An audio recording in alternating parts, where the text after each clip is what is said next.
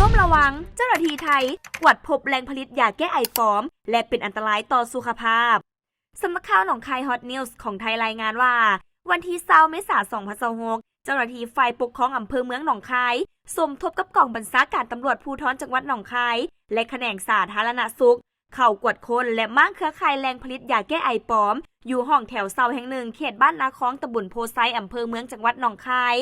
ท่านนางปิยมาศ ปรีสโรกหัวหน้ากลุ่มงานคุ้มครองผู้บริโภคและเภสัชสาธารณสุขแขวงหนองคายระบุว่ายาที่กวดพบแม้นเข้าข่ายยาปลอมและยาอันตรายเนื่องจากผลิตโดยบ่ได้รับอนุญาตและสถานที่ผลิตตัวจริงบ่กงกับที่ระบุไว้ในสลากซึ่งระบุว่าผลิตอยู่บางกอกน้ำยาแก้ไอที่ลักลอบผลิตแมนยี่ห้อดาทิซินขนาด60 ml ซึ่งเป็นที่นิยมไปผสมกับน้ำกระท่อมหรือที่เอิ้นกันว่า4x100เพื่อให้เกิดอาการมึนเมาเจ้าของเซาให้การว่า